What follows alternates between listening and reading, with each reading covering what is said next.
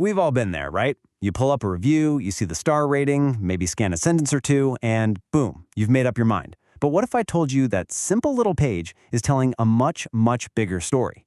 Today, we're going to tear apart a single TripAdvisor review to see all the hidden stories that are hiding in plain sight. Let's get into it.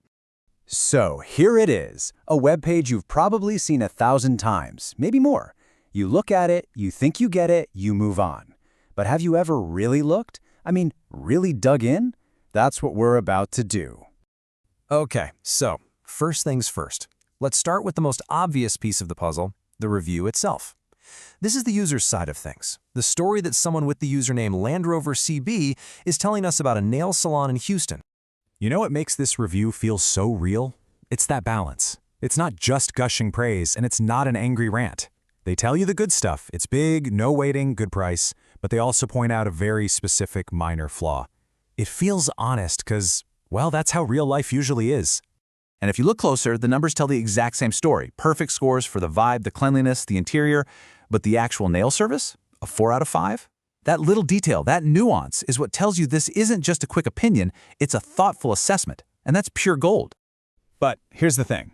A review is way more than just the words. To really get what's going on, you gotta know who's writing it. So let's zoom in a little on the reviewer's story. Who exactly is LandRoverCB? First thing we see, they're from Houston. Now, for a local spot like a nail salon, that is absolutely crucial. This isn't some tourist passing through. This is a local person's perspective. They know the area, they know the competition. And then you see this number, 228. 228 contributions. This person isn't new to the game. They've written a ton of reviews. This tells you they have a baseline, right? They've seen good, bad, and ugly. This is an experienced voice. And this might be the most important number on the whole page, 42 helpful votes. That means 42 other users read this person's reviews and thought, yeah, that was useful. So we're not just reading some random person's opinion anymore. We're listening to someone the community trusts.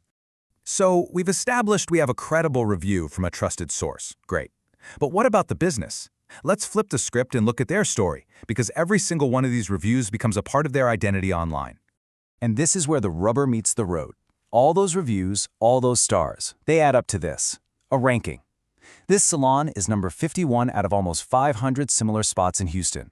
That puts them in the top 11%. So that one 4-star review from LandRoverCB, it's not just feedback, it's a critical piece of data that's keeping their business alive. But wait, there's a third character in this drama, one we almost always forget about, the platform itself. What's TripAdvisor's motivation here? What's their story? Because trust me, they have one. Now, look at this. Just look. We're on a page for a local nail salon, right? A place you'd go for a manicure. And what's being recommended right next to it? Tickets to the Space Center, a food tour, a museum. What on earth is going on here? Ah, and there it is. You have to squint to see it, but it's there in the fine print. Revenue impacts the experiences featured on this page. Well, what do you know? These recommendations aren't here because they're helpful for someone looking for a nail salon. They're here to make TripAdvisor money. And that right there is the fundamental conflict of interest at the heart of so much of the internet. You showed up for one thing, to find out if this is a good place to get your nails done. But the platform? The platform has a completely different goal. It wants to sell you a high-priced tour. The honest review from LandRoverCB is just a bait. And, well, you're the fish.